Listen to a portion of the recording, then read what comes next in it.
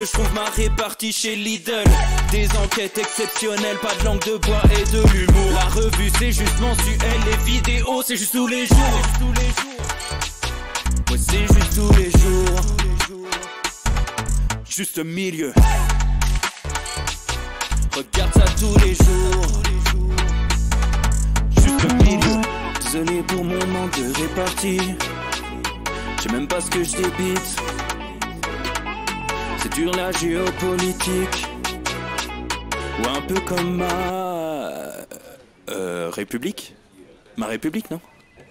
C'est dur la République quand même, non? Ouais? Non? Ah non, c'est mou, non?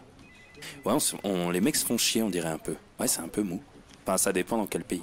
Ouais. Bah, j'y connais pas grand chose, moi. Et c'est quoi une démocratie déjà?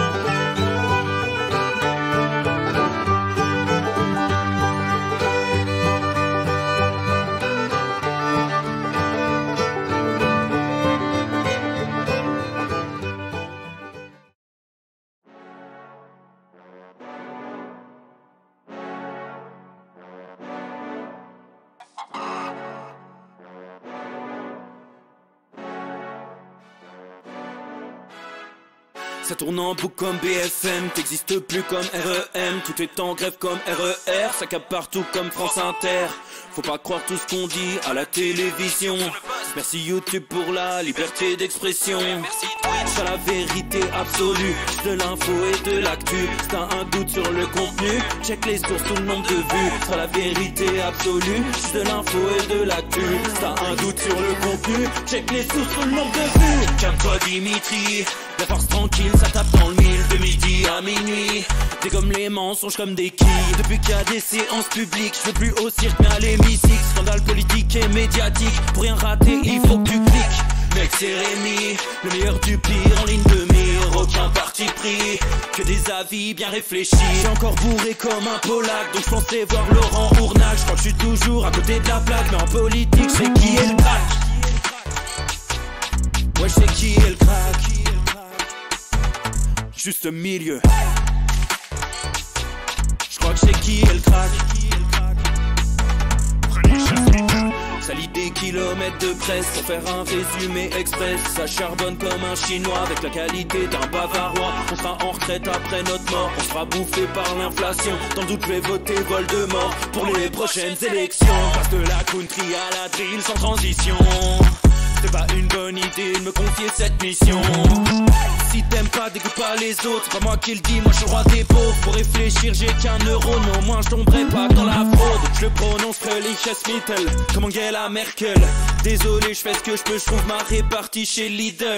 Des enquêtes exceptionnelles, pas de langue de bois et de l'humour. La revue c'est juste mensuel, les vidéos c'est juste tous les jours. Ouais, c'est juste tous les jours. Juste milieu. Regarde ça tous les jours. Juste milieu. Désolé pour mon manque de répartie. Je sais même pas ce que je débite. C'est dur la géopolitique. Ou un peu comme ma... République. Ma République, non? C'est dur la République quand même, non? Ouais? Non? Ah non, c'est mou, non? Ouais, les mecs se font chier, on dirait un peu. Ouais, c'est un peu mou. Enfin, ça dépend dans quel pays. Ouais. Bah, j'y connais pas grand-chose, moi. Et c'est quoi une démocratie, déjà?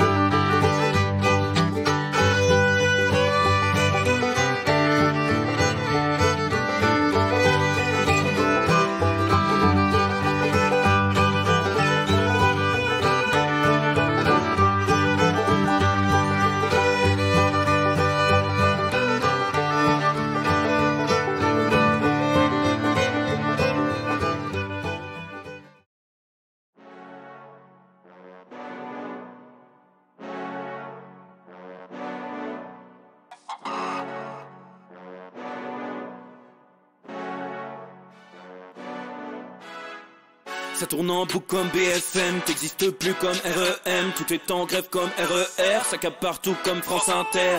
Faut pas croire tout ce qu'on dit à la télévision. Merci YouTube pour la liberté d'expression.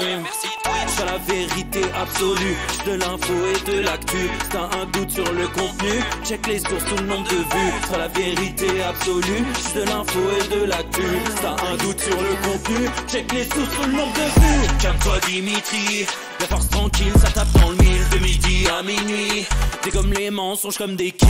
Depuis qu'il y a des séances publiques, je veux plus au cirque mais à l'hémicycle.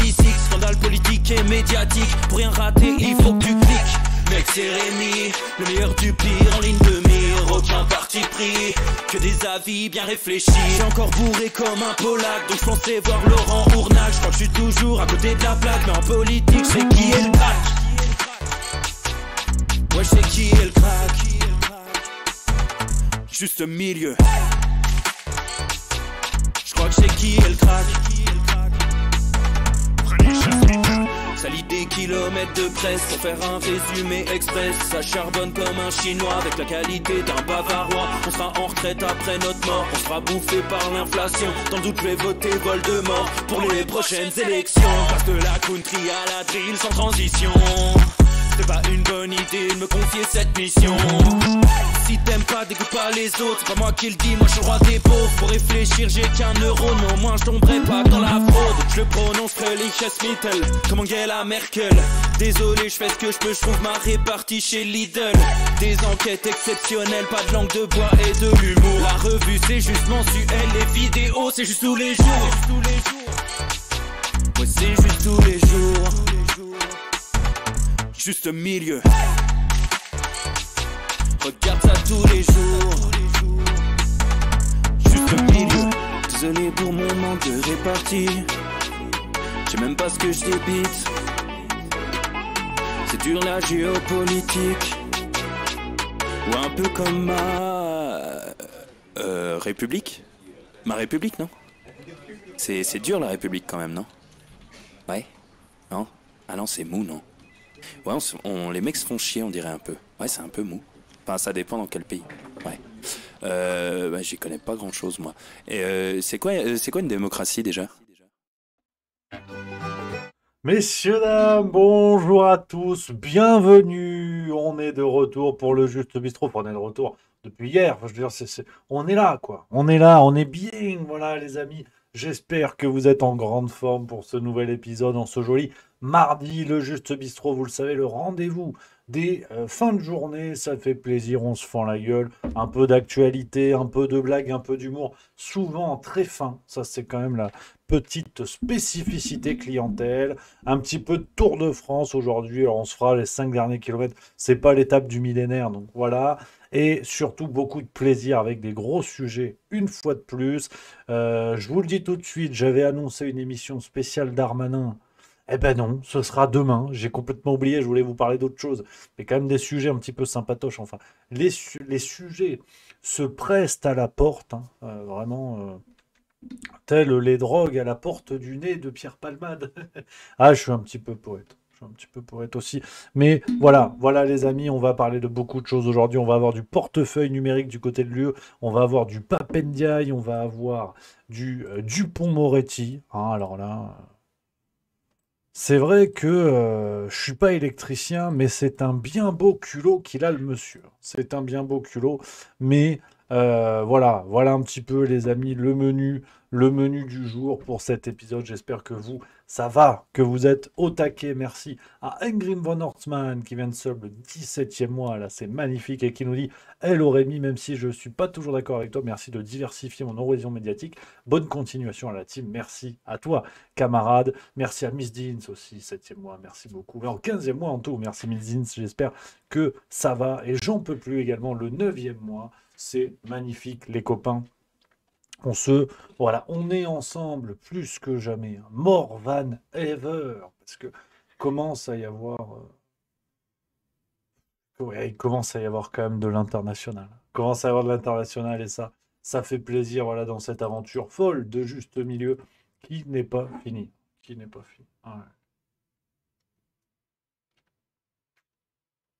Ouais, je me mets un coup de jus de fruits comme ça. Passer smoothie avec les fruits frais. Parce que, on va dire sucrose, lactose, fructose.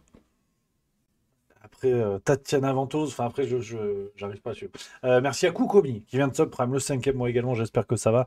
Yano 5, il nous dit du coup un prono pour le gagnant aujourd'hui. Dans l'échappée, ouais, si on fait le petit moment Tour de France, hein, on a quand même une étape un peu éclatée hein, avec, pour l'instant, on a quoi? On a Kurt Neylands qui s'est échappé d'un groupe de tête parti relativement tôt. C'est parti dans tous les sens hein, au début de l'étape. Pour l'instant, il y a Kurt Neylands en haut, un petit groupe avec Peyo Bilbao notamment que je vois bien en tête hein, à Issoire dans cette étape aujourd'hui. Vulcania Issoire. Derrière, on a le duo, enfin on a Wout van Aert et Mathieu Van Der Poel qui ont levé le pied, hein, qui vont se faire reprendre par le peloton, apparemment. Van Aert qui est tout seul, qui était avec Van Der Poel, je sais pas ce qui s'est passé. J'ai suivi d'un œil pour l'instant, j'ai suivi d'un œil. Donc voilà, on commentera à la fin de l'étape, mais pas de changement. De toute façon, maintenant, voilà, à part en montagne, les jeux sont faits. Les jeux sont faits sur ce duel Pogacar-Vingard. Ça va être très intéressant. Après ce qu'on a vu, hein, l'arrivée là. Putain, j'ai une mémoire de con. Puy-de-Dôme, l'arrivée au Puy-de-Dôme. Incroyable duel une fois de plus entre les deux. Donc, non, non, le Tour de France, on fera un petit peu plus de Tour de France quand ça va arriver gentiment dans les Alpes, parce que c'est vrai que là, voilà, le duel est lancé. Voilà, c'est vraiment ce duel-là pour savoir qui va remporter le Tour de France 2023. Sur le reste, voilà, la bagarre pour la 3e place à la rigueur, mais pas plus. Donc, les amis, voilà, encore beaucoup de choses à vous dire. Oh là là là. Ah ouais, on n'est pas sorti. On n'est pas sorti des haricots rouges. Je prends un petit peu vos messages, les copains. Salut à 41140 qui dit merci pour tes streams qui permettent d'avoir un peu d'espoir quand on pense que tout est foutu. Merci beaucoup, les amis. Merci à vous. Alexandrine59 qui dit prudence, orage pour ce soir. Rémi, effectivement. Apparemment, ça va taper sec. Hein. Pour ça que je vais peut-être pas trop finir trop tard ce soir parce que j'aimerais quand même rentrer chez moi. Là, je regarde les Indestructibles 2. Enfin, voilà, j'ai quand même un programme assez sérieux. Effectivement, orage, hein, là, ça devrait taper. Babcom5 qui dit j'ai vu le dernier alerte générale, toujours aussi charmé. Par contre, un poil trop long les jingles de Nicolas. Ouais, on se fait plaisir. On se fait plaisir. Et merci à Aviator2905 qui vient de sub 16e mois. Ça, c'est les fidèles de chez les fidèles. Ça fait plaisir. Ça fait plaisir. Et 20K91 qui dit on n'arrive plus à suivre. Oui, trop de bombes lâchées chaque jour. C'est vrai que c'est assez dingue. C'est franchement assez dingue.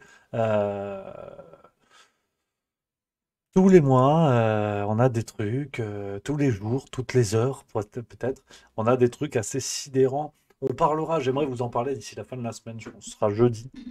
Euh, Ça va être cette histoire des armes américaines, hein, les bombes qui vont être données par les Américains, on a des choses quand même extrêmement problématiques. On va parler aussi un petit peu de tout ça. Où est-ce qu'on en est du côté de l'Ukraine? On bosse là, on bosse plein gaz sur le nouveau numéro du banquet et on a un super article qui arrive de Bertrand Scholler. Enfin, on n'a que des super articles, mais c'est vrai que là, je suis ravi, hein. Le banquet prend enfin, les deux revues, hein, justement sur le banquet, les amis, vous êtes peut-être déjà abonnés à ces revues. Ça prend vraiment une tournure super. On arrive, voilà, à avoir cette revue d'actualité à notre sauce, à la sauce juste milieu qui est juste mensuelle, et le banquet revue d'idées où on a vraiment des trucs extrêmement chouettes. Et je peux vous dire que on va avoir de nouveaux intervenants chaque mois. Ce mois-ci, c'est Louis Fouché que vous allez pouvoir retrouver dans le numéro de juillet qui arrive. On arrive gentiment à la fin, ça part chez l'imprimeur bientôt. Donc les copains, voilà, si vous avez envie d'une vraie revue, ah, je dis ça, je fais du marketing, mais voilà, là, on est sur l'idée. C'est vrai que l'article de Bertrand Scholler sur l'Ukraine, assez balèze. C'est balèze, mais comment dire, ça clarifie les lignes et ça fait du bien. Donc voilà, et en plus l'arrivée, hein, dans cette formidable équipe d'Avengers de Louis Fouché qui sera avec nous pour le numéro de juillet. Donc si vous voulez vous abonner, les amis, n'hésitez pas. Bien sûr, je vous mets le lien dans le chat si vous voulez jeter un œil. Voilà, c'est que du plaisir. On est vraiment fiers de ce projet. Je peux vous dire que allez, je pète un peu le boulard, mais il y a bien des revues en kiosque qui nous envieraient d'avoir ces jolis invités parce qu'on a tous les mois de nombreux numéros, de nombreux numéros à venir bien sûr et de nombreux invités. Ça, c'est chouette. Donc voilà, et les amis, c'est tout l'esprit de juste milieu. Et en plus, tenez-vous prêts pour fin août. On va continuer à avancer à toute vitesse avec de belles choses, Voilà les copains, ce que je voulais vous dire. Donc, voilà un petit peu, les amis, ce qu'on peut se dire là-dessus.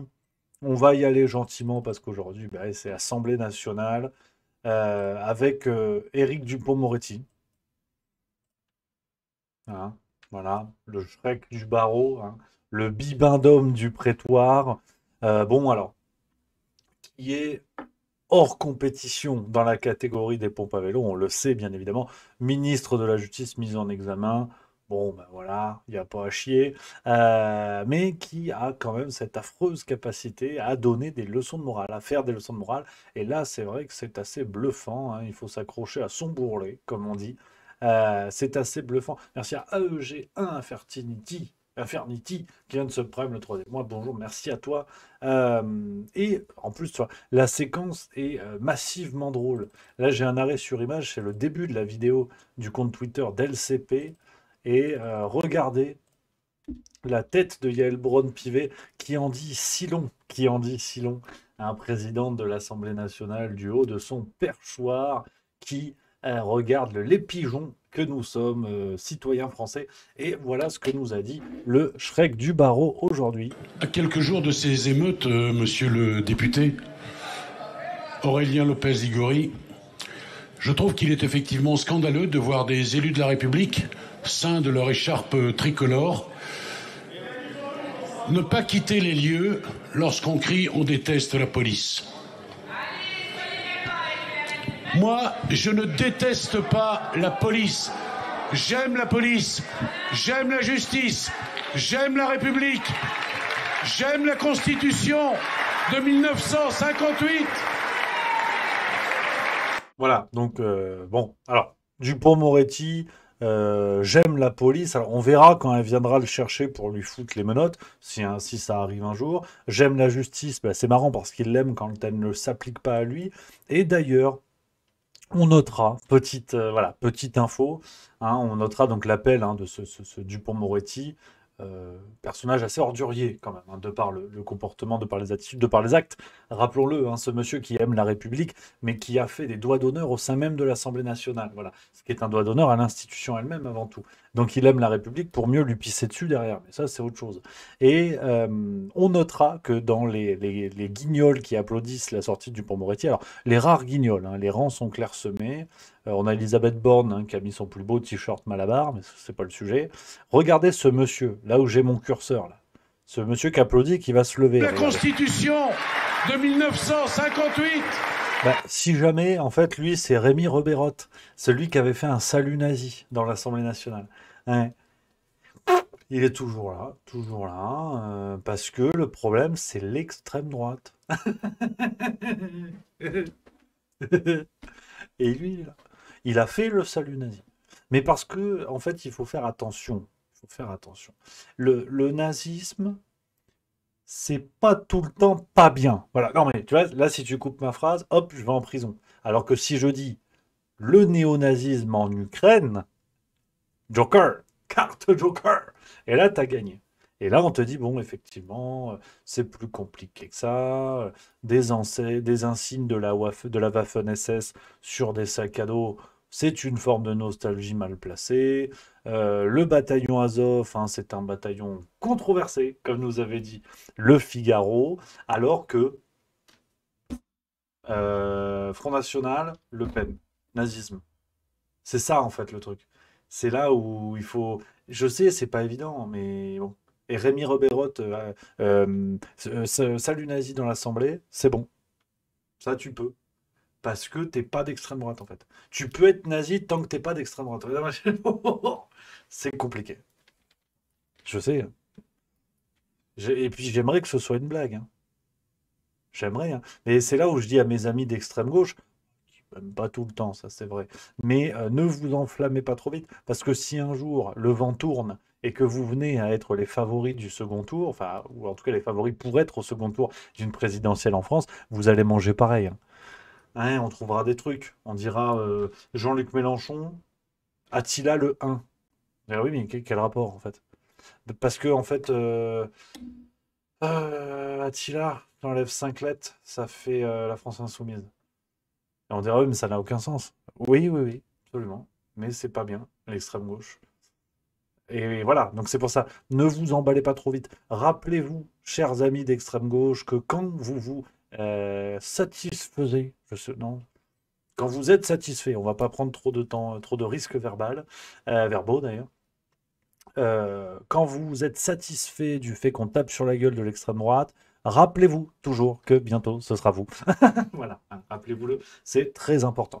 Donc voilà les amis, sur Dupond-Moretti, voilà, ce monsieur, plus que jamais dans l'ordurie, hein, dans les comportements orduriers. Voilà, c'est du plaisir. On continue parce que c'est vrai qu'à l'Assemblée nationale, forcément, bah, ils se remettent sur la gueule. C'est là où je sais bien, il faut avancer, on ne peut pas rester fixé sur les trucs, mais ce qui est intéressant, c'est de voir que au fond, quand ils viennent chialer en te disant ouais, l'assassinat de Naël, enfin de tous les côtés d'ailleurs, hein, quand ils viennent tous chialer avec leur polémique du moment, ah le policier, la violence policière, l'assassinat de Naël, les libertés individuelles, la réforme des retraites, ce ne sont que des séquences médiatiques. Eh oui, non mais je sais, c'est terrible, mais il faut se dire que quand vous voyez un politicien venir pleurer toutes les larmes de son corps sur un sujet, n'oubliez jamais que dans la majorité des cas, pas tout le temps, mais que dans la majorité des cas, dans 2 semaines, il vous parle d'autre chose. Et c'est là où, et pourtant, ils ont allumé le feu avant. Ils ont dit oui, on ne laissera jamais passer la réforme des retraites, on va venger la mémoire de ce petit ange, scandale, violence policière, Macron dictateur.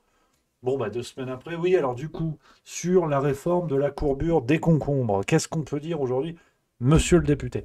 Voilà, il faut être très au clair là-dessus. Rares sont les politiciens et les politiciennes, et il y en a, vous connaissez la maison, c'est pas le règne du tous pourri ici. Il y a beaucoup de politiciens qui poursuivent leur combat, ce qui s'appelle une éthique politique, ce qui s'appelle des convictions, et il y en a qui qui voient la séquence médiatique, ou ce qui s'appelle des influenceurs, plus ou moins. Donc voilà, je dis juste que quand on voit la vigueur avec laquelle, si on prend les dernières fenêtres euh, de débat, si on voit la vigueur avec laquelle les députés ont dénoncé le pouvoir autoritaire d'Emmanuel Macron et les violences exercées, je ne comprends pas qu'aujourd'hui, ils viennent débattre de plein d'autres choses. Ces débats devraient rester sur la table tant que, euh, tant que ça n'est pas réglé et qu'il n'y a pas des avancées concrètes. Donc, quelque part, ils enchaînent les défaites. C'est aussi ce que ça veut dire. Tous ces députés de tous bords d'ailleurs, l'extrême droite c'est pareil, quand ils dénoncent les violences dans les banlieues et compagnie, quand ils dénoncent les atteintes aux policiers, encore hier un policier a été renversé à la suite d'un refus d'obtempérer en France. Alors ça, d'ailleurs 2 policiers me semble-t-il. Ça on en parle beaucoup moins, hein, bien évidemment. On a un septuagénaire qui est mort sous les coups de 2 racailles. Donc, racailles, qu'on se met d'accord. Quand je parle de racailles, personnellement, je ne parle pas de gens de banlieue nécessairement, quoi. Les racailles sont ceux qui ne respectent pas la loi. Monsieur Dupond-Moretti, pour moi, est une racaille. Alors, présomption d'innocence. Mais Monsieur Balkany est une racaille, parce qu'en plus, lui, c'est avéré, et il y a la récidive. Donc, juste pour préciser. Voilà, Corbeil-Essonnes, hein, regardez cette actualité. 2 policiers violemment percutés par un automobiliste après un refus d'obtempérer. Voilà, tu vois. Donc ça va être une séquence médiatique. Les partis vont faire leur chou gras et tout ça. Donc voilà, ça va pas. Et je vois dans le chat, hein, il y a Véronique 4195 qui nous le dit, et c'est vrai que c'est intéressant. On en avait parlé quand on parlait de cette fameuse ce projet de loi de programmation militaire 2024-2030. Monsieur Dupont-Aignan qui avait voté pour, et voilà, notre ami Véronique qui nous dit, il se fait plier depuis, bah, effectivement. Et c'est là où on voit les convictions. Et loin de moi l'idée de tout englober. On peut saluer, et je salue, en tout cas à titre personnel, les positions de M. Dupont-Aignan au moment du Covid, qui était un des rares, en plus à l'Assemblée, à se faire entendre contre les mesures. Pour autant, ce vote-là est inadmissible. Enfin, à mon sens. Voilà, à mon sens. Comme quoi, voilà, il faut toujours trier le bon grain de l'ivraie.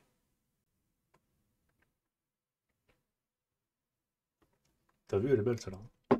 Et le bon grain de l'ivresse également. Ça, c'est important. Ça, c'est important. L'ivresse que je risque fort de pratiquer à haut niveau, vendredi soir. On le rappelle et ça fait plaisir. Bon, vous vous en foutez pas, hein, mais euh, on embrasse, on salue notre équipe de France U20 de rugby, donc les jeunes de moins de 20 ans qui sont en finale de la Coupe du Monde, les amis. C'est énorme, hein. Ils ont défoncé les All Blacks, ils ont battu les Anglais en demi-finale. Rendez-vous contre l'Irlande vendredi à 19h. Ce sera sur l'équipe 21. Alors si vous avez envie d'aider en plus une petite chaîne de TV et puis de saluer voilà, nos jeunes qui sont la relève de notre équipe déjà grandiose de rugby, ce sera vendredi 14 juillet en plus, ce serait formidable. Voilà, donc il y a de forts moyens que ça soit un petit peu complexe, tout en sachant que le lendemain, je pars assez tôt pour aller au camping et voir le Tour de France. Ah, ça va être un beau week-end. Je suis heureux comme tout. Je suis heureux comme tout. Donc, une bonne semaine de boulot et après, on se fait plaisir. Mais vous n'êtes pas là pour ça, hein, rappelons-le quand même, ça n'est pas le sujet du jour. On va y aller tout de suite. Ce premier grand sujet du jour, Pape Ndiaye. Pape Ndiaye. Alors, c'est vrai que des ministres de l'éducation mauvais, il y en a eu. Il y en a eu. Euh, des ministres moyennas, il y en a eu beaucoup. Mais des ministres à chier, il n'y en a pas eu autant que ce que Pape Ndiaye peut nous proposer. Parce que là, on a quand même quelque chose de bluffant pour un monsieur, donc on le sait, alors, je ne veux pas caricaturer non plus, parce qu'il ne faut pas déconner, disons que le Canard enchaîné, pour l'anecdote, avait raconté, c'était il y a quelques semaines, que Pape Ndiaye participait au déjeuner des invisibles avec quelques autres ministres. Je crois si Marie, si t'es à l'oreillette, je vais bien te dire, je crois que toi, tu as une meilleure mémoire et tu sauras.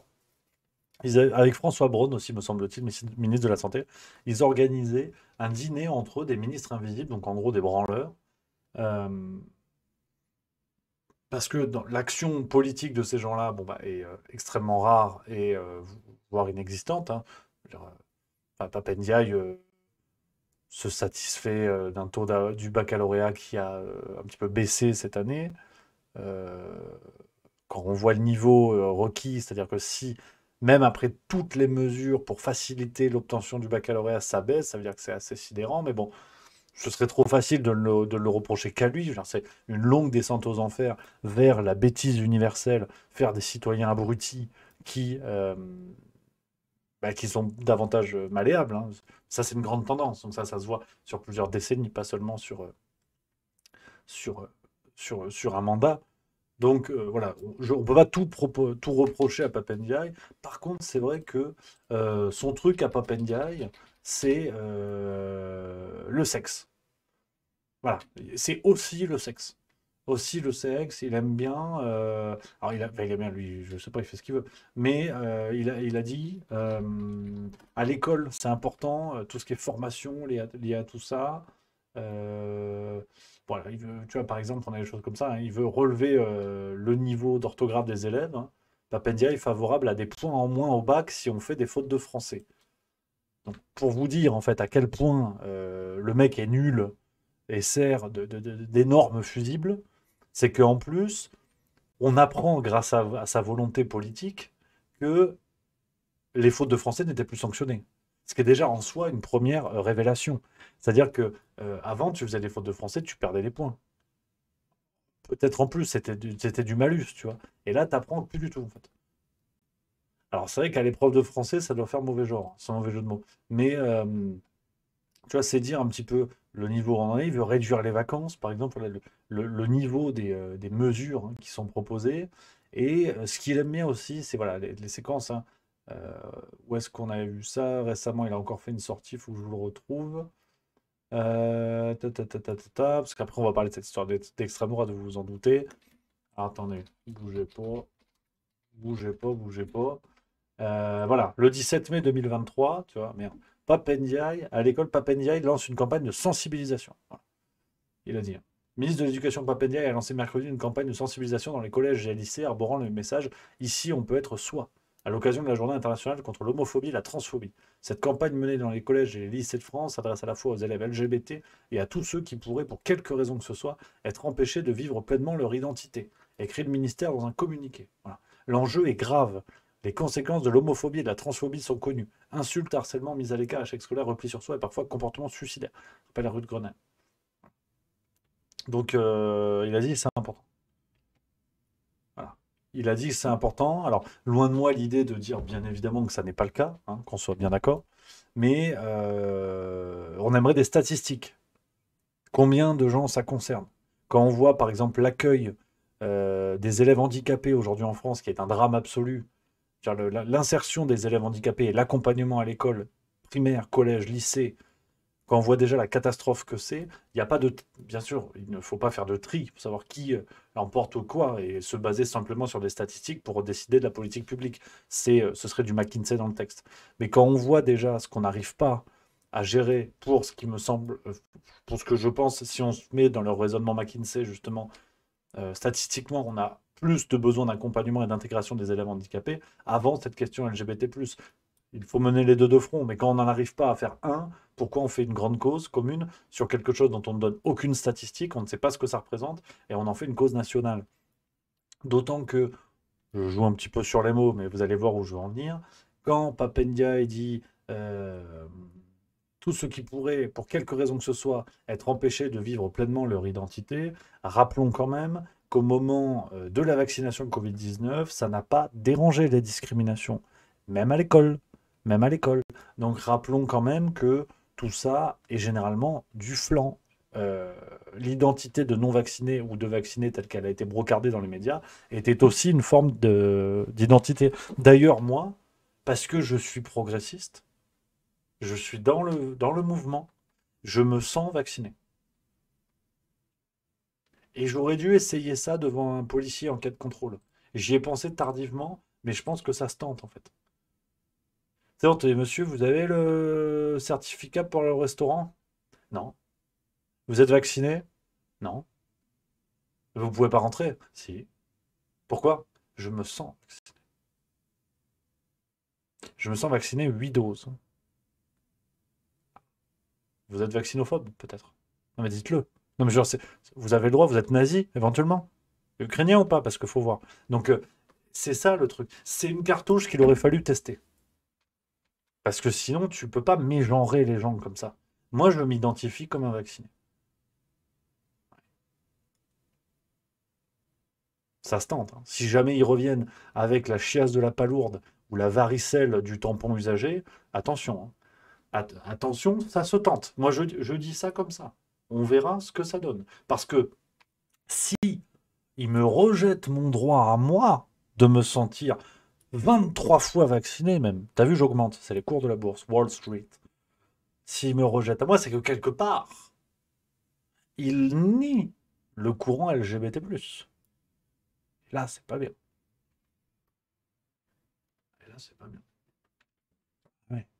Ah, attention, c'est 2023, hein, c'est pas Pendiaï au départ. Donc voilà. Enfin bref, tout ça pour dire que Papendiaï, voilà, c'est pas le pingouin qui glisse le plus loin sur la banquise. L'action au niveau de l'éducation nationale est pas folle, mais c'est dans la veine de la catastrophe qu'on connaît depuis des décennies. Et il était sur Radio J, c'était ce week-end, dimanche matin me semble-t-il, et il nous a dit ceci en toute détente. On parlait déjà hier du climat de censure en France. Papendiaï remet sa pièce dans le jukebox. Il ne paraît pas pour la 3e semaine consécutive. Qu'est-ce que cela vous inspire? Il faut m'inspire une chose, c'est qu'il faut évidemment soutenir la mobilisation des personnels du JDD, et je comprends bien qu'ils ne veulent pas entrer dans la galaxie des publications ou des médias contrôlés par un personnage qui est manifestement très proche de l'extrême droite la plus radicale. Vincent Bolloré, une personnalité proche de l'extrême droite, vous dites, son groupe est proche de l'extrême droite? Écoutez, quand vous regardez CNews, quand vous regardez ce qui est devenu Europe 1, quand vous regardez cet ensemble-là, la conclusion s'impose. JDD, Europe 1, CNews d'extrême droite? Écoutez, ce sont des publications, oui. CNews, c'est très clairement l'extrême droite. Ils font du mal à la démocratie? Alors moi, je pense qu'ils font du mal à la démocratie, aucun doute. Moi, je suis, vous savez, donc je considère je considère que lutter contre l'extrême droite, c'est une priorité. Ça peut se faire. Voilà, bon. C'est pas méchant, mais c'est vrai que à écouter comme ça, tu te dis merde, il a un QI de bulot. Cuit, j'entends. QI de bulot cuit. C'est assez sidérant. Alors, on va quand même souligner le travail de journaliste de Frédéric Aziza, je trouve, qui est donc le présentateur de la séquence que vous venez de voir, qui est un travail un petit peu malhonnête parce que il ne pose pas des questions, il met des phrases dans la bouche des gens. Alors, je veux bien que ce soit le but c'est la mission de Papendiaï que les jeunes apprennent ça à l'école, mais c'est pas le sujet. Il avait fait avec Elisabeth Borne déjà, rappelez-vous. C'était au moment de... Merde, c'était quoi? On en avait parlé en plus sur Twitch. Il avait fait exactement pareil. Il fait des phrases en fait. Et donc, donc forcément, les gens qui sont rodés à cet exercice-là, donc les politiciens souvent, qui sont rodés à la langue de bois, au fait de rebondir sur les propos d'un intervieweur, bah, ils se font baiser en fait. Merde, c'était quoi avec Elisabeth Borne? Je me rappelle plus. Ah, je suis une truffe, c'est terrible. Oh, ça m'énerve. C'était sur Vichy, Pétain, je crois. C'était un truc comme ça. Gna, gna, gna, gna, gna. Oui, voilà, qu'elle avait qualifié le Rassemblement national d'héritier de Pétain. Et là encore, c'était Frédéric Aziza qui lui avait dit héritier de Pétain. Et donc, ils sont tellement en fait dans une mécanique de débat, une mécanique de discours assez basique en fait. Je veux dire, sans prendre le boulard, les copains. Il y a plein de politiciens qui sont extrêmement compétents.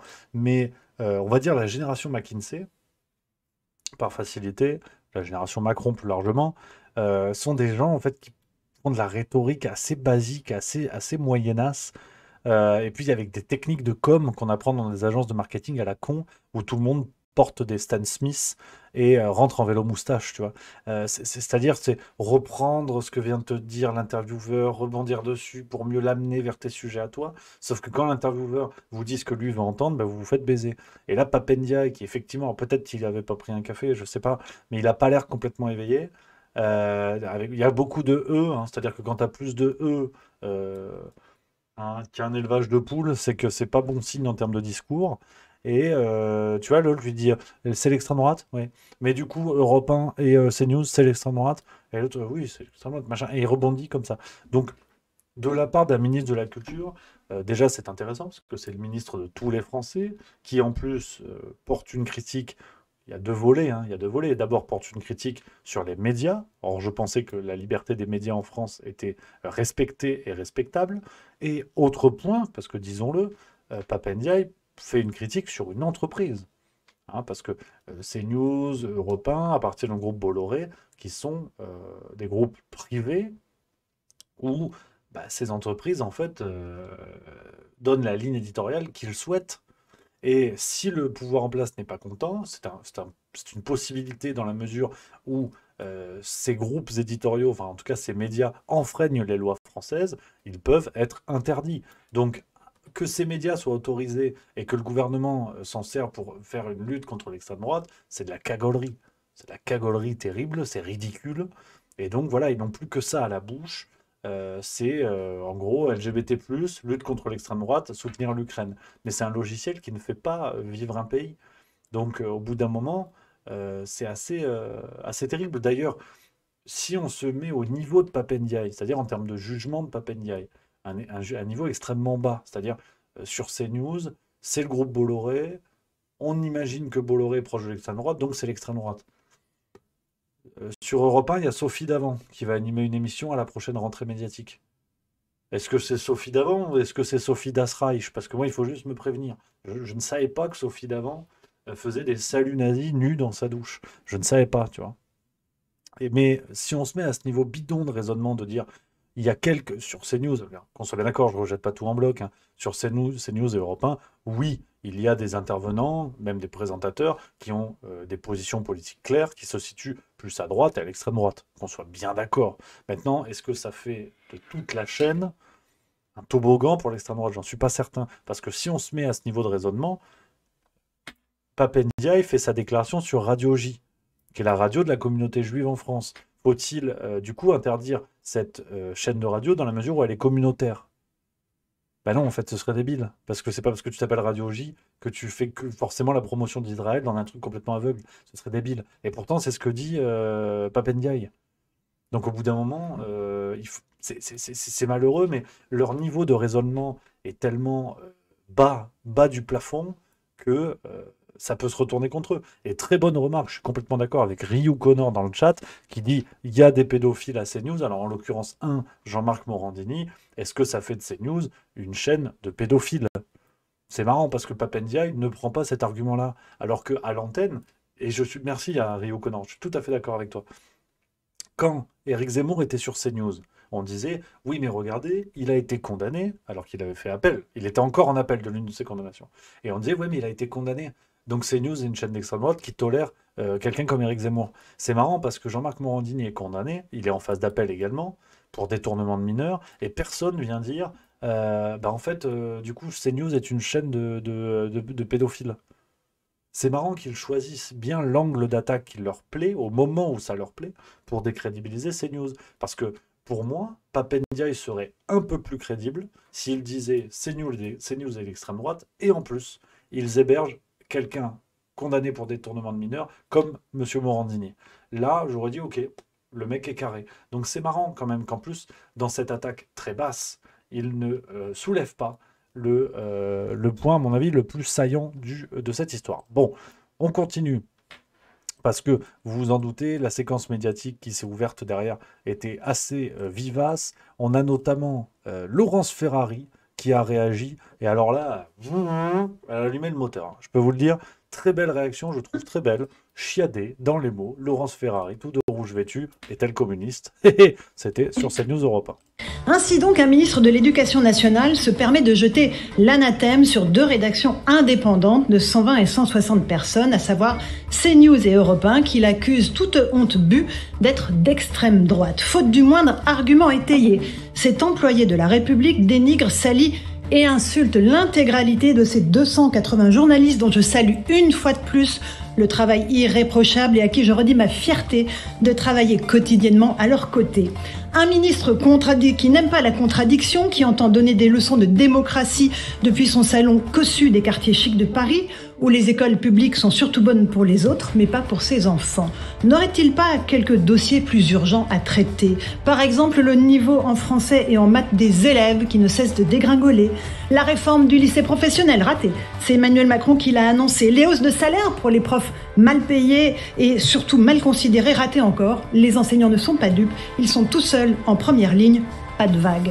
Son plan pour la mixité sociale peut être remballé avec un zéro pointé. À l'heure du bilan, rassurez-vous, il ne restera pas grand-chose à garder. Mais rassurons-nous aussi, car comme disait Michel Audiard, les conneries c'est comme les impôts, À la fin, on finit toujours par les payer.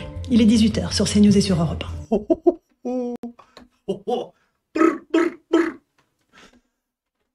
Ah là, c'est Laurence Lamborghini, j'ai envie de dire. Ou Laurence Maserati, tiens. Petit hommage à Dupond-Moretti dont on parlait tout à l'heure. Ah ouais, là, elle l'a rhabillée pour l'hiver. Elle était pas contente, Lolo. Ah, Lolo Ferrari, elle était pas contente. Hein. Mais ça fait du bien. Ça fait du bien. Et on le disait déjà un petit peu hier. Espérons que petit à petit, tapeta et tapeta. Il y a aussi un organe. C'est aussi pas mal de musique. Rappelons quand même que espérons que on le voit, le monde de la culture un petit peu, le monde des médias un petit peu est en train de se rendre compte de tout ça. Et puis on en revient toujours à l'élément un petit peu rhétorique, mais qu'est-ce que le service public sinon qu'un média aux ordres payé avec vos impôts, si tu veux? La différence entre CNews et France Inter, c'est que c'est tes impôts. Donc tu te fais deux fois emmancher, en fait. Tu te fais emmancher par des intervenants sur France Inter qui viennent expliquer que la France est d'extrême droite, le racisme, le nazisme. Donc les Français qui payent leurs impôts mais qui votent Le Pen, tu vois, ils se font deux fois emmancher parce qu'ils payent pour se faire insulter. C'est quand même pas dingue. Enfin, qu'ils se fassent insulter, qu'on soit bien d'accord. Qu'il y ait des gens qui pensent cela, c'est bien. Mais il faudrait que sur le service public, il y ait de tout le monde. Je prendrai le service public au sérieux quand on aura Charline von Honecker et Charlotte Dornelas, tu vois. Là, ce sera chouette, ce sera intéressant. Ou quand on aura en gros France Inter et d'autres gens, tu vois. Voilà, là, je les prendrai au sérieux. Pour l'instant, bon, c'est un peu tendu du cordon bleu. Mais bon, tu vois. Et donc, le service public, en vérité, est un média aux ordres qui s'ignore. Et voilà, c'est ça qu'il faut rappeler. Mais pourtant, ça les choque plus, tu vois. Des médias qui sont payés, donc qui sont détenus par des oligarques français, donc sur lesquels ils n'ont pas la prise. Voilà, c'est Léa Salamé, merci à Babcom 5, je cherchais. Je prendrai au sérieux France Inter quand tu auras Léa Salamé et Charlotte Dornelas. En plus, deux femmes, donc ce serait un beau message de mixité envoyé et d'égalité. Tu vois, la matinale de France Inter, hop, Léa Salamé, Charlotte Dornelas. Là, ce serait chouette. Après, le problème du gouvernement avec le service public, et ça date pas de Macron, ça s'est accéléré comme beaucoup de choses, mais ça date pas de Macron. Le problème du service public, c'est que... qu'est-ce que je voulais dire? J'allais dire un truc, ça m'a échappé. Ah, tu vois, c'est la fin de journée. C'est la fin de journée. Oui, le problème du gouvernement avec le service public, c'est que pour eux, tout ce qui n'est pas dans leur ligne de gauche, voire d'extrême gauche, relativement assumée, et de l'extrême droite. Et pour eux, c'est la bascule à l'extrême droite. Alors qu'en fait, ce qui se passe s'appelle du pluralisme. Aujourd'hui, allez dans un kiosque à journaux, prenez la tendance des journaux, pas certain que les médias français soient dominés par l'extrême droite. Allumez vos chaînes d'infos, même chose, tu vois. Donc il faut quand même faire attention à ça. Donc, les copains, petite parenthèse, vous avez vu, je voulais limiter aujourd'hui. Je voulais limiter pour qu'il y en ait pour tout le monde avant de parler du portefeuille numérique de l'UE. C'est le deuxième grand sujet aujourd'hui. L'arrivée du Tour de France, il reste 3 bornes. Ça va, pas chier bulle carré non plus. Il reste 3 bornes. Voilà, et on a en présence devant, on a qui? On a un groupe de 4 coureurs. Ah oui, plusieurs coureurs. Peyo Bilbao, Ben O'Connor, Neylands, Pedrero, Zimmerman, Chavez qui vont se partager la victoire de ce jour. Le peloton à 3 minutes 10, donc c'est mort pour le peloton. On a le groupe Alaphilippe qui est intercalé entre les deux. Alaphilippe, Jensen, Barguil, Katowski. Alors pour eux, c'est mort, ils sont à 20 secondes, à moins qu'ils arrivent à remonter.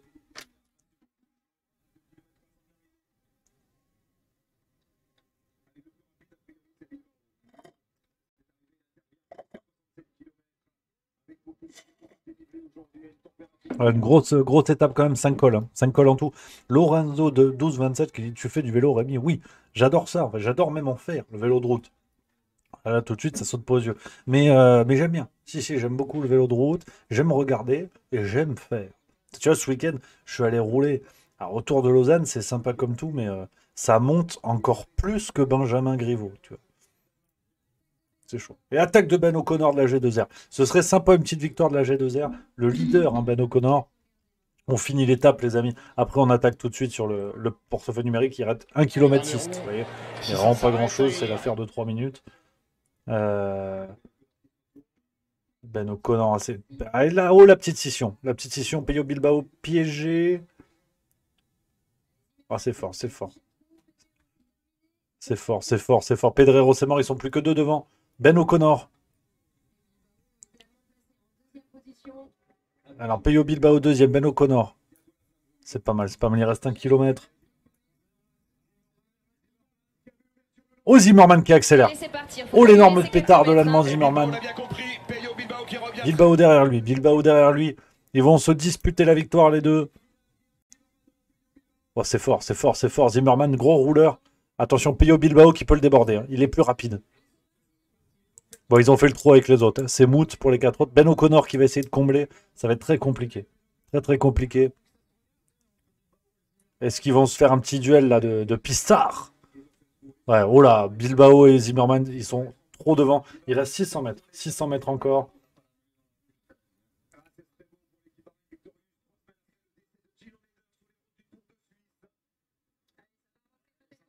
Et il laisse rentrer les 4 derrière. Quelle erreur! Quelle erreur, Bilbao et Zimmerman qui laissent rentrer les 4. Ils peuvent se faire surprendre sur un contre. Hein. Attention. Hein. Oh les cons, oh les truffes. What some truffles. Truffles. Ben O'Connor qui a réussi à être avec les deux. Et ça y est, le sprint final. Bilbao qui va très très vite. Pello Bilbao qui va très très vite. Ça va très vite, ça va très vite, ça va très vite. Et c'est Pello Bilbao. C'est Pello Bilbao. Voilà, ça fait plaisir. Pello Bilbao qui porte le nom hein, de la ville de départ du Tour de France. C'est la première fois que ça arrive dans le Tour. Bon alors, je vous donne des anecdotes, ça vaut ce que ça vaut. C'est pas... Je sais que celle-là, vous n'allez pas vous lever cette nuit pour vous toucher. Non, non, c'est pas foufou. Mais c'est comme ça. C'est la vie. Donc, voilà. Voilà les copains, pour cette étape, c'est Pello Bilbao qui l'emporte derrière, ça ne devrait pas s'attaquer entre les leaders, on le laisse gentiment en fond. Mais qu'est-ce que je vous disais aujourd'hui? Qu'est-ce que je vous disais? Tiens, petite parenthèse, avant d'aller sur le portefeuille numérique, alors, ça revient un petit peu au même. Emmanuel Macron qui continue plus que jamais, hein, petite parenthèse internationale, Emmanuel Macron qui continue plus que jamais à faire entrer la France en guerre contre la Russie. Ça avance, ça avance. On a parlé de ce projet de loi de programmation militaire qui va permettre au gouvernement de réquisitionner les biens, les personnes physiques et les personnes morales en raison d'une menace avérée ou potentielle. Et Emmanuel Macron, plus que jamais, envoie la France en guerre contre la Russie. Les pièces du puzzle se mettent en place, hasard du calendrier ou pas. Hein, ça, moi, je ne suis pas complotiste, donc je ne peux pas me permettre de dire cela. Mais voilà ce qu'Emmanuel Macron a dit du côté du sommet de l'OTAN. C'était aujourd'hui même. C'est aussi un message très fort de soutien à tous les membres de l'Alliance. Et vous savez que la France, depuis le début de cette guerre, a renforcé sa présence avec 1000 de nos soldats qui sont présents en Roumanie, 300 en Estonie, plus une police aérienne qui fait que la France est un grand contributeur du renforcement de l'OTAN sur son flanc Est. Et puis compte tenu de la situation et de la contre-offensive qui est menée par l'Ukraine, j'ai pris la décision d'accroître les livraisons d'armes et d'équipements et de permettre d'avoir justement des capacités de frappe dans la profondeur aux Ukrainiens, toujours en gardant la clarté et la cohérence de notre doctrine, c'est-à-dire permettre à l'Ukraine de défendre son territoire. Et donc nous avons décidé de livrer de nouveaux missiles permettant des frappes dans la profondeur à l'Ukraine. Ce sera donc déployé conformément aux engagements que nous avons pris avec eux.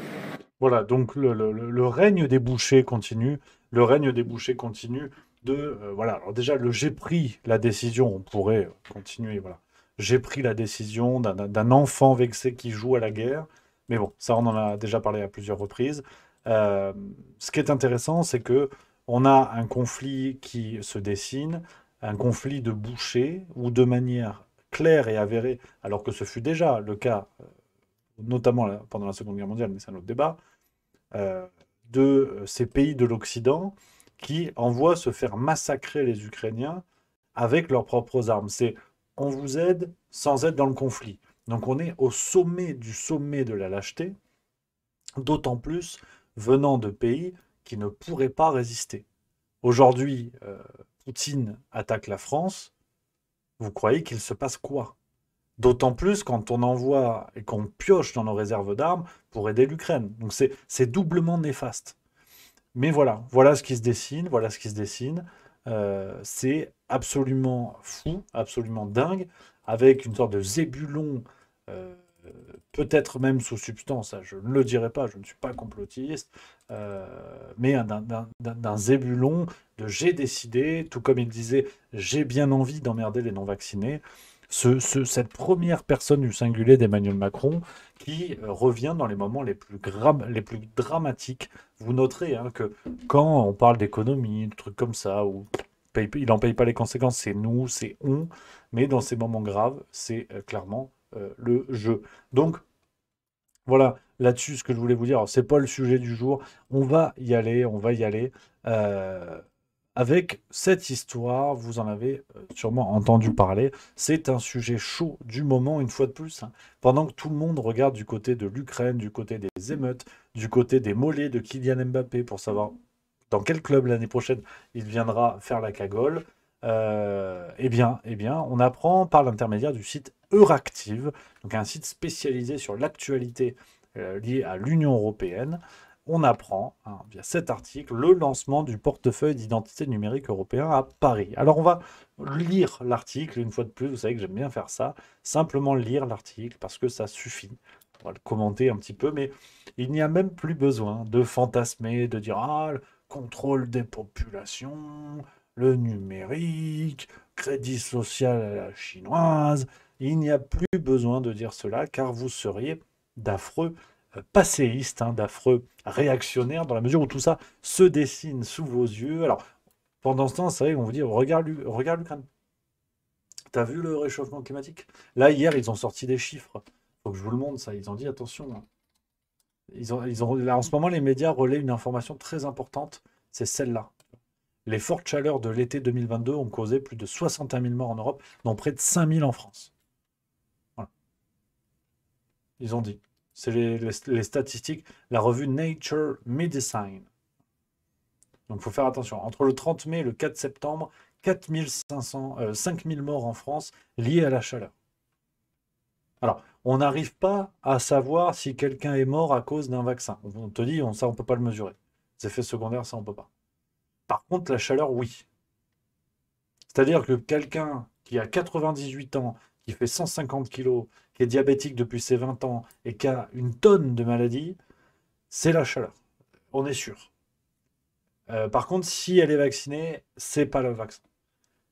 Après, moi, je ne suis pas médecin, donc je mets juste les choses au premier plan, tu vois, je mets sur la table et je ne comprends pas comment on sait la chaleur, pas le vaccin. Donc, tu vois, donc ça, c'est l'information hein, qui revient. Ils la font beaucoup tourner et tout ça. Donc, tu as vu, hein, il faut faire attention parce qu'il y a plein de trucs quand même un peu graves. Hein, tu vois, les échos en ont parlé. Tu as plein de trucs. T'as plein, voilà. Même voilà, Nicolas Béraud, hein, journaliste Le Parisien, hein, il a dit, hein, il a publié la carte, tu vois.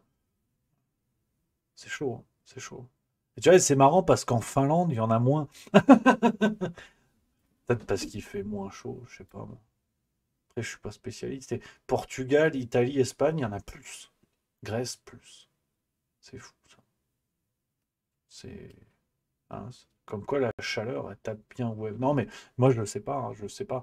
Donc, bon. Et tu vois, ils t'ont dit c'est la chaleur. Alors, pendant ce temps, hein, que tout le monde se dit bon, on va crever parce qu'il fait chaud en été. Pendant ce temps, hein, il se passe cela. Je vous lis l'article. Hein, vous faites ce que vous voulez. Je vais vous le lire par morceaux. Et déjà, le chapeau. Hein, le chapeau, c'est l'introduction.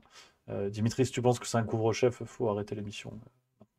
Les ministres français et allemands du numérique, Jean-Noël Barrot et Markus Richter, ont participé le lundi 10 juillet 2023 au lancement à Paris des travaux du consortium Potential qui doivent aboutir d'ici 2025 au déploiement d'un portefeuille d'identité numérique européen. Alors, on va tout découper parce que, bon, déjà, on est ravis d'apprendre que notre ministre du numérique était présent là-bas, donc sur un projet qui semble bien avancé. On va découvrir ce qu'est ce consortium Potential et on va vite comprendre que toi, tu te dis portefeuille d'identité numérique européen. C'est un portefeuille où il y a ta carte d'identité. Tu vois. Bon, t'as ta vieille gueule de la photo d'il y a 12 ans. Il y a écrit 1,72 m, mais t'as rapetissé depuis parce que tu bois du pastis. Enfin, tu te dis, est-ce que c'est juste une numérisation de ma carte d'identité? Non. C'est un peu plus complexe. Un peu plus complexe. Alors, d'abord, le consortium de projet Potential est coprésidé par la France et l'Allemagne. Il est coordonné par l'Agence nationale des titres sécurisés, représentée par Florent Tournoy, et coordonné techniquement par Moritz Heuberger pour le compte du ministère allemand de l'Intérieur. Potential, c'est l'un des 4 consortiums européens lancés par la Commission européenne. Déjà, c'est bon signe. Pour tester des cas d'usage du futur portefeuille numérique européen. Et on te lit, les consortiums portent des projets, je cite, à grande échelle, qui testeront les spécifications techniques pour le portefeuille d'identité numérique de l'UE, promet la Commission sur son site. Voilà. Donc si jamais on a des fact-checkers qui nous disent c'est du complotisme, faut faire gaffe, et là, je compte sur eux. Je vous fais confiance, bien sûr, parce que la Commission européenne en parle. Là, tu vois, alors, je le lis en anglais. Hein. EU Digital Identity Wallet Pilot Implementation. Large-scale pilot projects will test technical specification for the common toolbox for the EU Digital Identity Wallet and the software prototype. Tu vois. Donc, tu as les sources, hein. Tu as les sources. Donc, c'est sur le site de la Commission européenne. Donc là, moi, je veux bien hein, que ce soit complotiste, mais c'est un petit peu chaud. Donc, on continue dans notre lecture. Un total d'un peu plus de 90 millions d'euros a été alloué à ces différents projets de portefeuille numérique, dont la moitié est financée par le budget de l'UE. Donc, c'est ton argent. C'est l'argent des citoyens de l'UE pour mieux les contrôler, les insérer dans le progrès. En avant, marche. République en marche. Interrogé par Euractiv, Florent Tournoy, directeur de projet au sein de la NTS, explique que chacun de ces consortiums se positionne sur des cas d'usage différents. Là, c'est là où, comme on dit à Bonifacio, ça se corse. Alors, le consortium Potential, il a pour objectif d'adresser des cas d'usage citoyens, notamment d'accès aux services publics numériques, d'ouverture de comptes en banque en ligne, de création de lignes téléphoniques au moyen de cartes SIM, de dématérialisation du permis de conduire, de signature électronique et de prescription médicale numérique.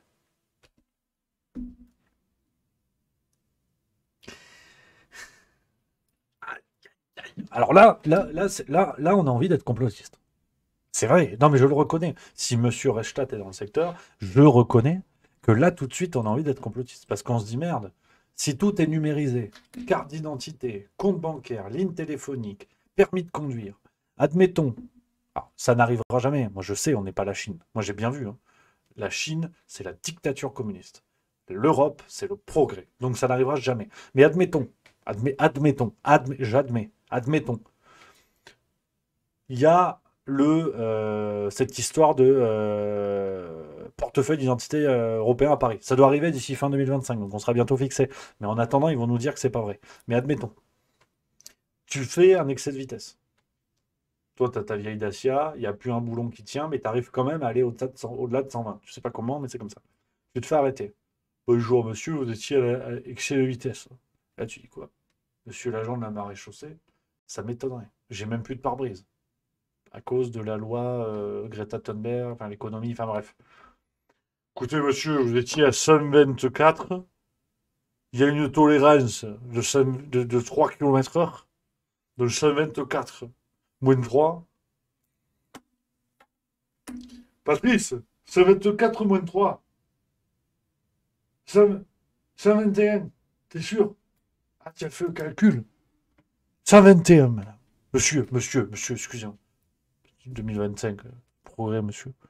Ah, ouais, d'accord. Donc, il y a excès de vitesse de... Par rapport à 120, Patrice. 1. Excès de vitesse de 1. Donc, nouvelle loi Darmanin. 150 € d'amende. Et obligation de porter un string papendiaï. Ça, je sais pas, monsieur. C'est pas moi qui fais les lois. Donc, tu prends l'amende et la sanction. On ne sait pas où on en sera d'ici là. Tu prends la sanction. Ben peut-être que comme tout est numérisé dans ton portefeuille d'identité numérique, parce que ton permis de conduire, tu l'auras plus. Il sera dans le téléphone. Il sera numérisé. Donc, tu n'auras plus le paplard pour en justifier si jamais. Donc, peut-être qu'on peut te bloquer ta ligne de téléphone. comme il se passe en Chine avec le crédit social. C'est-à-dire, tu fais une connerie sur la route, ou tu payes pas tes impôts, ou en retard, ben on t'en bloque ton téléphone, ou ton permis de conduire, ou autre chose. Alors, bien sûr que ça n'arrivera pas. J'entends déjà la 12-20 de Monsieur Pain qui me dira non, c'est pas vrai, tout ça n'est qu'un fantasme, c'est absolument pas ce que dit le site de la Commission européenne. Ah bon? Ouais. 11 use cases are explored in particular. Accessing government services, opening a bank account, SIM registration, mobile driving license, signing contracts, claiming prescription, traveling, ça veut dire voyager, hein, ça, pensez pas autre chose. Organizational digital identities, payments, education certification, accessing social security benefits. Voilà. La Commission européenne, donc cette fameuse mission, hein, pour l'implantation du portefeuille d'identité numérique, va travailler pour numériser ces différents pans de la vie des citoyens. Voilà. Au même endroit, tu auras tout ça. Comme un petit peu ton passe QR code. Je dis pas que c'était un test. J'ai jamais dit ça. Ils l'ont pas dit dans Check News, donc c'est pas vrai. Mais on a pu voir que tu arrives, hop, tu peux scanner, tu rentres au Buffalo Grill, tu peux pas scanner, tu rentres pas au Buffalo Grill. Donc, on continue parce qu'il y a un autre élément que je vais vous donner, ça j'ai pas compris. Parce que bon, l'Ukraine est en guerre et tout ça. Lors de son allocution lundi, M. Barrot, donc le ministre français du numérique, a défini la stratégie du consortium Potential comme inclusive et pas à pas. Alors ça aussi, c'est inclusif. Ça, après, c'est pas le sujet. L'objectif est que d'ici fin 2025, tous les cas d'usage de tous les consortiums soient prêts à être déployés et utilisés par les citoyens, entreprises et organisations européennes. Tout ce que je viens de vous lire, la liste de la Commission européenne, celle-là, tous ces pans-là de votre quotidien vont être numérisés dans ce portefeuille numérique. Voilà. Alors, ce qu'on apprend aussi, ça j'ai pas compris, composé de 144 participants, le consortium Potential rassemble les organisations publiques et privées de 20 États, dont l'Ukraine et 19 membres de l'UE. Donc l'Ukraine, ils sont en guerre, et on va venir les faire chier quand même pour scanner leur carte d'identité. Donc ça, j'ai pas compris. Donc, et dernier élément, avant de réfléchir un petit peu plus sérieusement sur ça, on lit dans l'article, M. Tournoy a de plus rappelé que la feuille de route de la dématérialisation du permis de conduire était prévue pour début 2024, ce qui met la France en pointe sur ce cas d'usage. Donc, qu'on soit bien d'accord, on a en plus un élément sur la mise en place petit à petit de tout cela.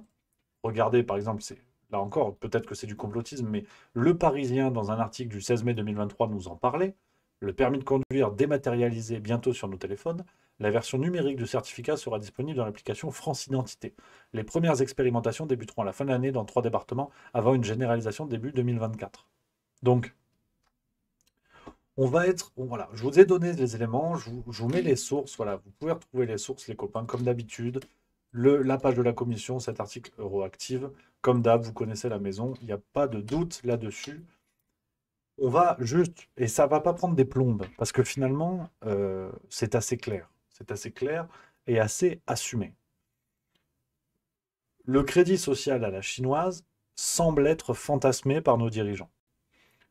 De ce fait, le Covid-19 a été comme un test.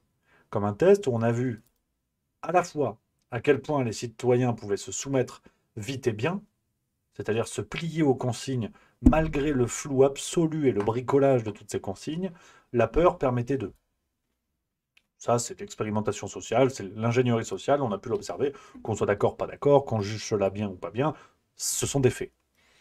Ensuite, le deuxième volet de tout ça, c'est que c'est un projet qui mime ce qui se passe en Chine, ce fameux pays sur lequel vous noterez, au début on vous disait la Chine c'est lamentable dictature, et de moins en moins on pointe du doigt la Chine. Aujourd'hui c'est Poutine l'ennemi. juste titre ou pas, là n'est pas le débat. Mais on voit bien qu'il y a une duplication dans l'Union européenne de tout cela. Concrètement, alors, à l'heure de l'écologie, à l'heure de l'inclusivité, à l'heure de nombreux combats idéologiques, bons ou pas bons, chacun aura son avis, quel est l'intérêt réel de la numérisation de tous ces éléments? Quel est l'intérêt réel? Qui peut gober une seule seconde quand on va lui expliquer, parce que ça risque fort de tomber sur la table, oui, mais en fait, si on numérise le permis de conduire, c'est pour la planète, pour éviter le plastique, tu vois. Bah oui, parce que les gens, leur permis de conduire, ils le jettent à la mer quand ils sont contents. Voilà. Donc, la justification en plus de ce projet-là n'est même pas le progrès. C'est même pas le progrès. Dire, enfin, rares sont les gens qui se disent tiens, j'aimerais trop avoir sur mon téléphone pour pas l'avoir dans mon portefeuille et être un peu plus léger quand je marche dans la rue. Et en plus, on va le stocker sur des serveurs qui seront, et ça, c'est aussi un autre point du problème. Vous allez voir ce que je voulais vous montrer.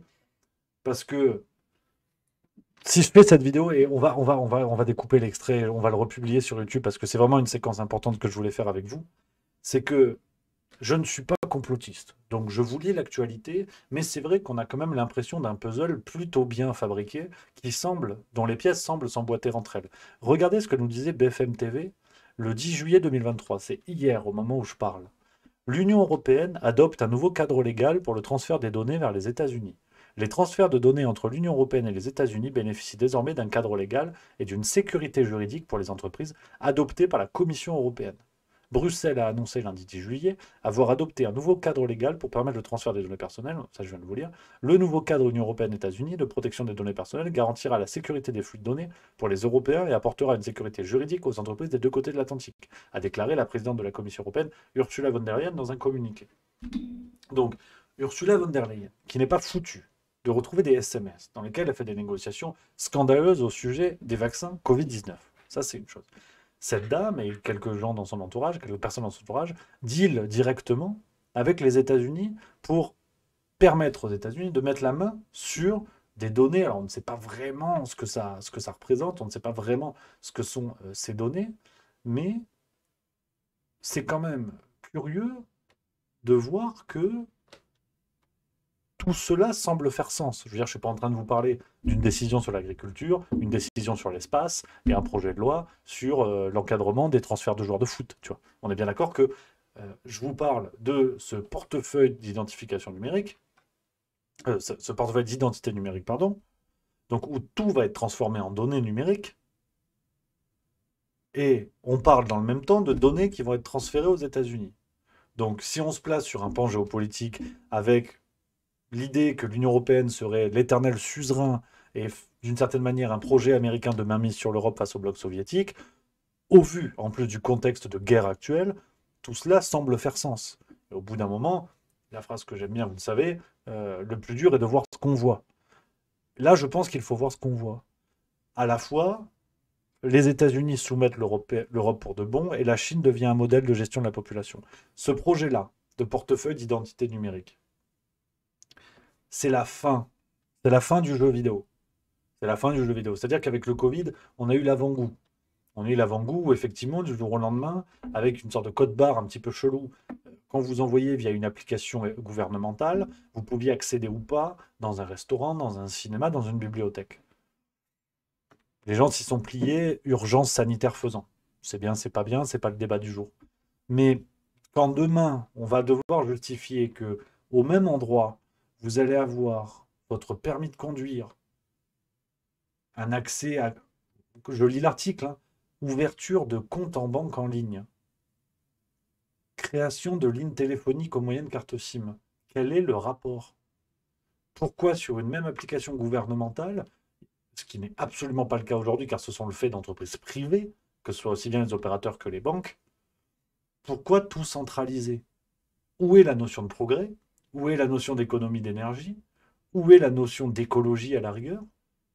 Et en plus, on peut estimer, on peut imaginer, je ne l'affirme pas, alerte Reichstadt, on peut imaginer que ces données soient possiblement transmises aux États-Unis. Je pense que on peut avoir tous les désaccords du monde, et vous connaissez juste milieu, et c'est tout le but de la maison, mais quels que soient nos bords politiques, quelles que soient nos convictions, quel que soit notre regard sur ce qu'il se passe, là, on tient spécifiquement quelque chose qui cloche, qui ne va pas. On ne peut pas comprendre qu'un gouvernement démocratique, j'entends, si effectivement on est dans une autre dynamique de gouvernance, là, ça se comprend un petit peu mieux. Mais comment un gouvernement démocratique peut vouloir mettre la main sur cela et parler de portefeuille d'identité numérique, alors que dedans, vous allez avoir de la banque, vous allez avoir de la téléphonie, votre permis de conduire, signature électronique, prescription médicale numérique. C'est l'encadrement total. Parce que ce que dit l'article réactif, il ne reprend pas tout ce qui est dit sur le site de la commission, hein, de ce que je viens de vous lire. Accès aux services publics, ouverture de compte en banque, création de carte SIM, permis de conduire, pour signer des contrats. Donc ça, on est plus pour les entreprises, rendez-vous compte. Et il parle même des entreprises. Pour ce qui est des prescriptions médicales, pour voyager, ça c'était clairement le cas avec le Covid, c'est-à-dire que l'application vous dit quel est votre statut vaccinal actuel, oui, non, vert, rouge, et vous bougez ou pas. Donc là, tout cela semble très clair. Et je n'ai pas l'impression, ou alors c'est possible que je ne sache pas lire, comme disait Primum non nocere, je n'ai pas l'impression qu'on parle d'une expérimentation, d'une réflexion au niveau européen. On est sur un projet, l'objectif, je relis la phrase, est que d'ici fin 2025, tous les cas d'usage de tous les consortiums soient prêts à être déployés et utilisés par les citoyens, entreprises et organisations européennes en l'occurrence. Donc, il faut être assez clair sur ça. Hein. Ce qu'il se passe, et on grimpe l'échelle du grave, hein. C'est vrai que j'ai l'impression que vous dire ça chaque semaine, mais ce qu'il se passe est gravissime, vraiment gravissime. L'Union européenne prépare ce crédit social-là. Ça fait plein de mois qu'on entend ce bruit-là, et beaucoup vont me dire, Rémi, t'es naïf, ça fait longtemps que c'est le cas. Et c'est vrai, parce que je pense sincèrement que j'ai pas voulu y croire. J'ai pas voulu croire que c'était aussi avancé. Voilà. Et je le reconnais tout à fait humblement, tu vois. Mais là, c'est acté. Le ministre français du numérique était là-bas. Je ne sais pas ce qu'on veut de plus.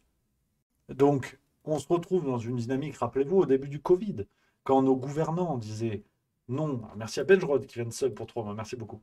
Quand nos gouvernants disaient non, il n'y aura pas d'application, il n'y aura pas de QR code, de choses comme ça, alors que dans le même temps, l'Union européenne légiférait sur la question pour qu'au bout du compte, bien sûr que l'application est arrivée. C'était juste le moyen d'installer un garde-fou en attendant que l'Union européenne fasse son boulot. Dont acte. La mécanique semble se répéter. Avec une Union européenne qui légifère, en France, des débats à la con pour savoir, ouais, mais alors les réseaux sociaux, peut-être machin. Mais en fait, on se fout de savoir si vous allez encore avoir TikTok, en sachant que bientôt le gouvernement aura la main sur votre compte en banque. En tout cas, l'accès à votre compte en banque.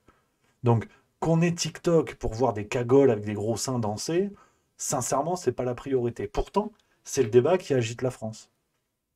Peut-on parler de ce sur quoi l'Union européenne est en train de légiférer? Peut-on y réfléchir? Parce que là, on est très clairement en train d'avancer dans une société qui n'est plus la société démocratique qui a été vendue, qui n'est plus cette société qui regardait la Chine avec des gros yeux. On y est. On y est dans ce que beaucoup appelaient, enfin on va y être, on risque d'y être dans ce que beaucoup appelaient un complot. Alors, pour finir cette séquence et pour finir cette vidéo, j'en appelle juste une fois de plus au fact-checker. Si ce que je dis est faux, vous m'envoyez le premier ravi. Mais par pitié, prouvez-le. Prouvez-le, car le débunkage que vous allez faire sur ces sujets-là va donner de l'écho au sujet et va le répandre dans les esprits pour que les gens voient ce qui est en train de se jouer. Donc, faites votre boulot avec grand plaisir. Prouvez que je suis un crétin. Ça, il n'y aura pas beaucoup de taf. Prouvez que tout cela est faux, mais parlez du sujet. Voilà. Voilà un petit peu, les amis, ce que je voulais vous dire sur cette affaire. On va en reparler, bien évidemment, vous vous en doutez. En attendant, les copains, je crois qu'on a fait le petit tour. On a fait le petit tour de l'actualité, de tout ce que je voulais dire avec vous. J'espère que... Je vous avoue, je ne vais pas tarder parce qu'il faut que je rentre à la baraque. Là, il y a des gros orages. Donc faites attention à vous. Mettez-vous un petit peu aux abris. Il paraît que ça va tabasser et nous, on doit ramasser à Lausanne. Donc, on va voir. Pour ça, je ne vais pas trop tarder. Les amis, de toute façon, on va se retrouver demain. Émission spéciale Darmanin. Émission spéciale Darmanin avant, avant la farce tranquille à 18h, qu'on regardera peut-être ensemble d'ailleurs. Si ça vous dit, on refera ce qu'on faisait déjà, version Director Scott. Donc, les copains, un immense merci d'avoir été là. Merci à vous. Tout ce que je vous dis sur le portefeuille d'identité numérique, je vous le redirai sur YouTube. On va sortir l'extrait, on va le publier, je pense, ce dimanche. Comme ça, voilà, on va partager tout cela. Moi, j'aimerais beaucoup, vous le savez, j'aime bien faire cela pour partager les sujets parce qu'on se rend compte que ça circule bien. Dites-moi dans le chat, oui ou non en majuscule si vous êtes d'accord, mais j'aimerais bien lancer comme on fait environ tous les 3 mois, une initiative populaire sur la question du passeport numérique européen pour dire non. Dire non à cela, c'est pas tant une question de pétition. Vous imaginez bien que je vais pas monter à Bruxelles avec ma pétition et dire ah, vous avez vu, les gens ont signé. Mais en fait, c'est surtout parce que c'est extrêmement viral ce dispositif. C'est extrêmement viral et ça permet aux gens de le partager très facilement sur Twitter, par mail, sur Facebook et d'informer des gens. Donc, si vous êtes OK, parce que je sais que certains parfois sont grognons et disent oui, mais tu fais ça pour les adresses mail et tout. Oui, parce que vous savez que pour nous, c'est le nerf de la guerre et toutes les pubs qui sont envoyées sont que des pubs juste milieu. Et d'ailleurs, il y a une case à cocher si vous voulez être inscrit à la liste, mais c'est surtout et avant tout pour ces sujets très importants qu'on a envie de partager. Donc j'ai l'impression que vous êtes chaud. On va faire ça, on va se mettre sur le coup avec l'équipe juste milieu. On vous sort ça très rapidement, les amis. On vous sort ça très rapidement. Donc, je vous embrasse. Merci à vous. La journée continue. On garde la banane, les amis. Toujours, toujours, toujours la banane. On est entre nous. On avance. Je vous remets un petit lien pour ceux qui ont envie parce que ça aussi, c'est le nerf de la guerre. Et on est en train de préparer quelque chose autour de juste milieu. Je vous en dirai plus d'ici un mois. Mais qui veut la paix prépare la guerre. Et il y aura quelques changements. Très bientôt, rien de grave, ne vous inquiétez pas, on va continuer à se suivre, bien évidemment, mais on s'organise parce qu'au vu de tout ce qui se passe, voilà, vaut mieux anticiper. Donc si vous voulez commencer à nous soutenir, parce que il y aura cette idée-là, mais vous allez voir, il y a plein d'autres choses. Le banquet en compte sur vous, le numéro de juillet avec Louis Fouché, c'est formidable. Les amis, je vous embrasse, prenez soin de vous, passez une excellente soirée, vive la rigolade et vive la France. À demain.